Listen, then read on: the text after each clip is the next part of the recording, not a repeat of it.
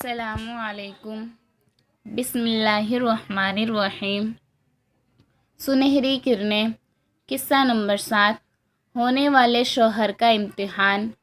21 جنوری 2001 کو جب میں پیرس ایئرپورٹ سے شہر کی طرف روانہ ہو رہا تھا تو یہاں بسنے والے مسلمانوں کے بارے میں سوچ رہا تھا کہ اب تو اس دار کفر میں مسلمانوں کی خاصی بڑی تعداد موجود ہے۔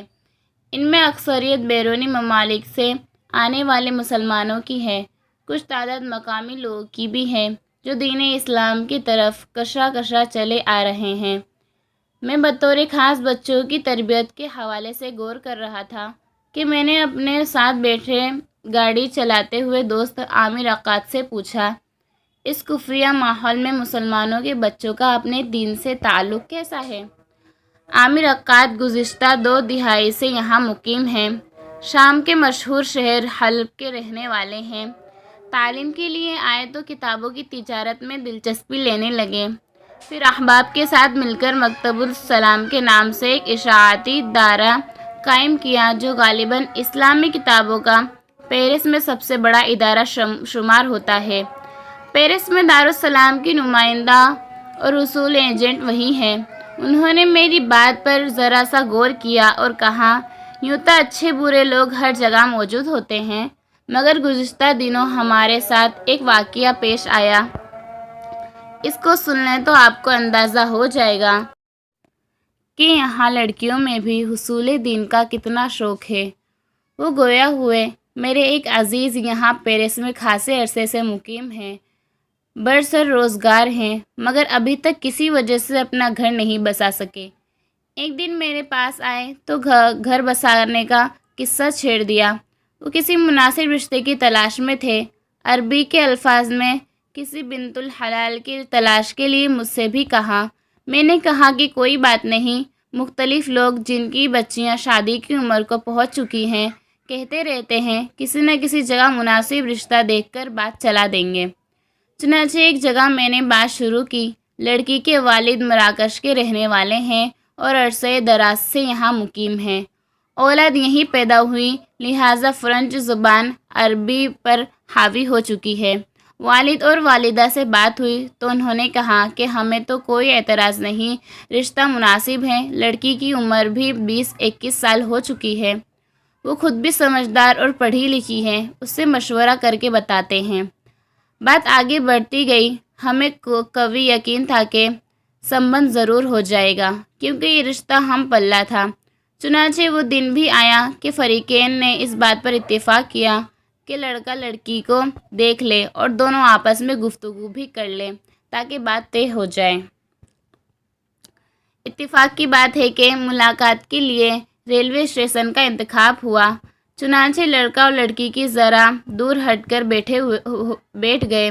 لڑکی کی والدہ والد، میری اہلیہ اور میں ان کو دور سے دیکھ رہے تھے کہ دفعتاً لڑکی نے اپنے پرس سے کچھ اوراق نکالے اور لڑکے کے سامنے رکھ دیے۔ مجھے بڑا تعجب ہوا کہ یہ کیا معاملہ ہے۔ میں نے لڑکی کی والدہ سے پوچھا، یہ کیا ہے؟ تو وہ کہنے لگی کہ دراصل اس کی بیٹی نے اپنے ہونے والے شوہر سے اس کی نجی زندگی کے بارے میں معلوم کرنے کے لیے ایک سوال نامہ مرتب کیا ہے۔ اس کے جوابات کی روشنی میں وہ اسے اپنا شریک حیات بنانے کے بارے میں کوئی فیصلہ کرے گی۔ سوالات عربی اور فرنچ دونوں زبانوں میں تھے، مگر زیادہ تر فرنچ زبان استعمال کی گئی تھی۔ میرا دوست اس زبان سے زیادہ واقف نہیں تھا۔ اس نے دور سے مجھے اشارہ کر کے اپنے پاس بلایا تاکہ میں ان سوالات کا جواب لکھنے میں اس کی مدد کر سکوں۔ وہ سوالات 3 صفحات پر مشتمل تھے۔ پہلے صفحہ پر اس کی ذاتی زندگی کے بارے میں سوالات تھے، مثلاً نام، ولادت، ایڈریس، قد، وزن، پیشہ، تعلیم، کاروبار، نوکری، گھر اپنا ہے یا پرایا، اب آپ کتنے گھنٹے ڈیوٹی کرتے ہیں اور کتنی تنخواہ لیتے ہیں، وغیرہ وغیرہ۔ یہ عام سے سوالات تھے جن کا جواب میرے دوست نے لکھ لیا تھا، مگر اصلی سوالات اگلے 2 صفحات میں تھے۔ ان میں سوالات کچھ اس قسم کے تھے کہ آپ کا اسلام سے اور مذہب سے کس حد تک تعلق ہے؟ 5 نمازیں آپ ادا کرتے ہیں یا نہیں؟ اسلام کی راہ میں کتنا وقت صرف کرتے ہیں؟ قرآن پاک کا کتنا حصہ زبانی یاد ہے؟ مہینے میں کتنی مرتبہ آپ قرآن پاک کی تلاوت کرتے ہیں؟ حدیث کی کون سی کتاب آپ پڑھ چکے ہیں اور کتنی احادیث آپ کو یاد ہے؟ حقوق الزوجین کے بارے میں ایک صفحہ لکھیں۔ سیرت کی کون سی کتاب آپ کے زیر مطالعہ ہے؟ آپ نے کسی حلقۂ درس میں کبھی شرکت کی ہے؟ اگر کی ہے تو کون سا عالم دین ہے اور آپ نے اس سے کون سی کتاب پڑھی ہے؟ عامر عقاد کہہ رہا تھا، میں اس لڑکی کے سوالات پڑھتا چلا جا رہا تھا اور جہان حیرت میں گم ہوتا جا رہا تھا کہ اس ماحول میں بھی اسلام سے اس حد تک محبت رکھنے والی بچیاں موجود ہیں۔ ایک سوال یہ بھی تھا، کیا آپ اولاد کی خواہش مند ہیں؟ لڑکیاں چاہتے ہیں یا لڑکے؟ شادی کے بعد جو پہلا بچہ ہوگا اس کا نام کیا رکھیں گے؟ آپ اتنی شریک حیات میں کس قسم کی خوبیاں دیکھنا پسند کرتے ہیں؟ وہ سوال نامہ کیا تھا؟ حقیقت میں اس کی زندگی اور طرز فکر کے بارے میں مکمل کھوج تھا۔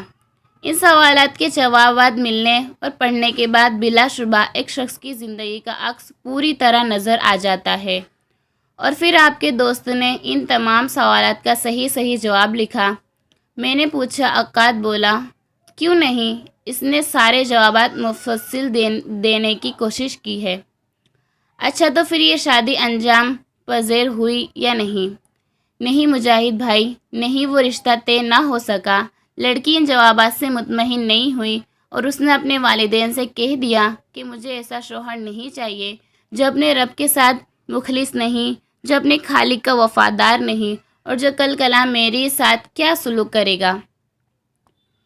اور میں سوچ رہا تھا کہ واقعتاً اگر میری بچیاں اپنے مستقبل کا فیصلہ کرنے سے پہلے اپنے ہونے والے شوہر کی اپنی رب سے وفاداری اور تعلق کے بارے میں معلومات حاصل کر لے تو پھر ان کی آئندہ زندگی یقیناً بے حد خوشگوار گزرے گی۔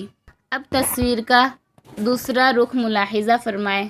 ہمارے ایک جاننے والے نے بتایا کہ اس کی عزیزہ نہایت فیشنیبل ہے، اپنے لباس کا، اپنے گھر کا، حتیٰ کہ اپنے جوتوں کا بھی خاص اہتمام کرتی ہے۔ گھر میں چلے جاؤ تو ہر چیز میں آپ کو یکسانیت نظر آئے گی۔ اس کا اختیار اتنا لاجواب اور خوبصورت ہوتا ہے کہ آدمی حیران ہو جاتا ہے۔ بڑی سگڑ ہے ہماری عزیزہ، اور خرید و فروخت میں تو اس کو کمال حاصل ہے۔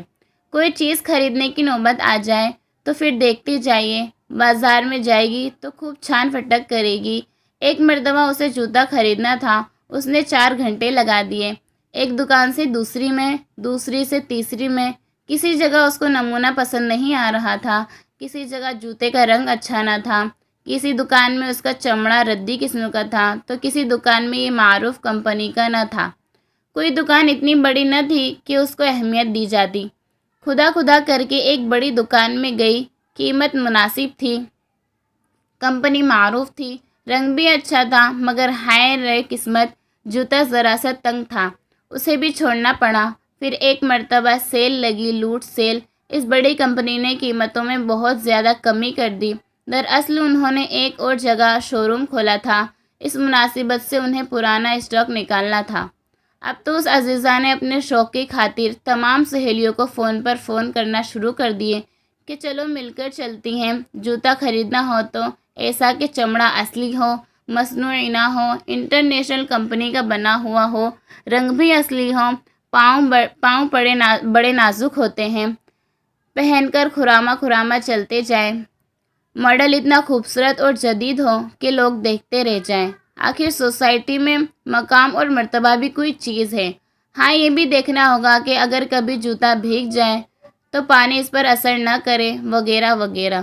تو صاحبہ، پوری جدوجہد اور کوشش کے باوجود مطلوبہ چیز نہ ملی، ساری تگ و دو خاک میں مل گئی۔